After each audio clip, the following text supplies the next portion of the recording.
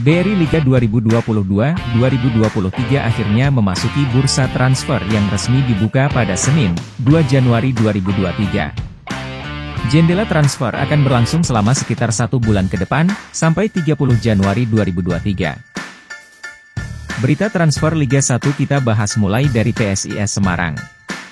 PSIS resmi mendatangkan pemain baru dalam bursa transfer paruh musim Liga 1.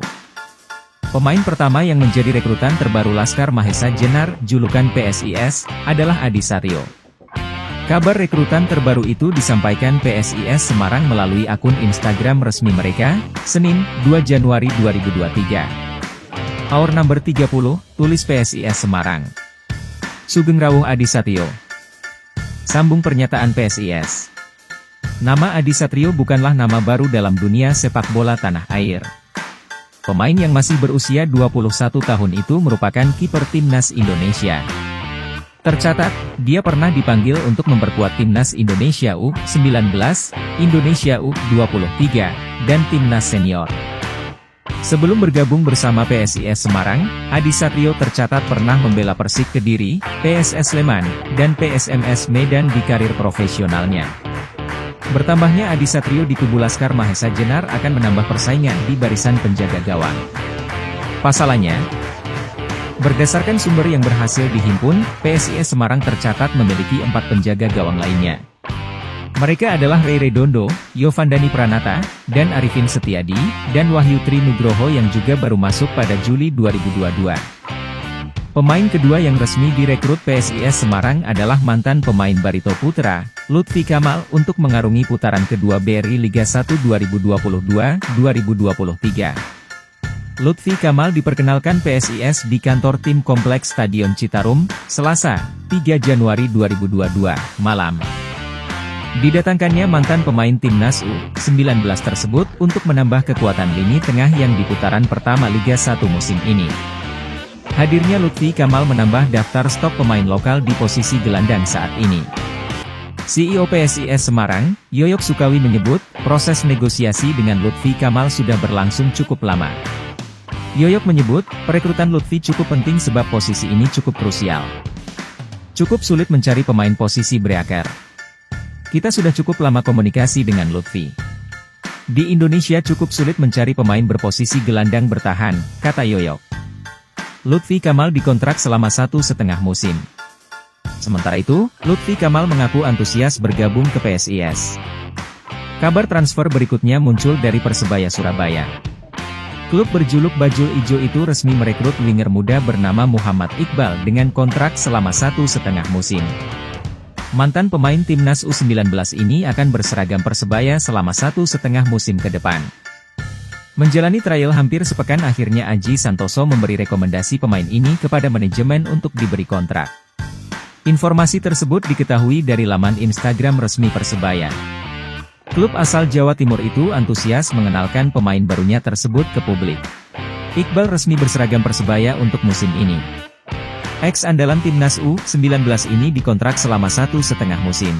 Tampaknya, penampilan sang pemain muda memikat tim pelatih. Iqbal pun bisa bergabung dengan Persebaya di putaran kedua Liga 1 2022 hingga 2023. Dia sempat tergabung ke klub kasta ketiga Liga Korea, Cheongju FC. Winger berpostur 169 cm itu mendapatkan kesempatan tampil sebanyak 3 kali di klub tersebut. Kini, dia memilih bergabung ke Persebaya. Persebaya akhirnya memutuskan ganti striker. Setelah sebelumnya resmi mengganti gelandang impornya, Igor Vidal dengan Ze Valente, kini mereka mendatangkan striker asal Brasil. Bernama Paulo Victor. Ia bakal menggantikan posisi Silvio Junior, yang kabarnya akan dilepas ke sesama klub Liga 1. Victor bermain di Visa HFC asal Kamboja. Pemilihan Victor sebagai striker ini sempat melalui diskusi panjang. Ada beberapa nama yang sebenarnya dibidik oleh Persebaya. Salah satunya adalah striker klub Liga 1 dari Jawa Tengah. Namun belakangan, pilihan Aji Santoso dan tim pelatih ke Victor. Manajemen Yahya Al-Kathiri tak mau berkomentar terkait hal ini. Tunggu saja dalam beberapa hari ke depan. Manajemen Persik Kediri mulai melakukan pembenahan tim untuk putaran kedua. Secara resmi mereka melepas dua pemain di awal tahun ini. Striker asing asal Brazil, Joanderson de Jesus menjadi pemain pertama yang dilepas. Selain itu mantan kiper timnas U19, Adi Satyo juga tidak diperpanjang kontraknya. Pelepasan pemain ini dilakukan setelah manajemen dan pelatih melakukan evaluasi. Persik Kediri resmi mendatangkan kembali Benny Oktovianto, pemain yang juga pernah memperkuat Macan Putih di musim 2017 silam. Pemain yang berposisi sebagai winger ini sempat memperkuat Persiba Balikpapan, Persib Bandung, Barito Putra dan di awal musim ini bermain untuk tim PSMS Medan. Kehadiran pemain berusia 24 tahun ini diharapkan mampu menambah daya gedor lini depan di putaran kedua yang direncanakan akan bergulir pertengahan Januari mendatang. Perekrutan Benny Oktovianto tentu sesuai dengan hasil evaluasi selama putaran pertama lalu. Kami berharap dia bisa membantu tim dengan kualitas dan pengalaman yang dia miliki. Selama ini tim Persik Kediri punya banyak peluang untuk mencetak gol. Kedepannya kami tidak boleh lagi menyia-nyiakan kesempatan tersebut, semoga kedatangannya membawa hasil yang lebih baik. Ujar pelatih Persik Kediri, Divaldo Alves.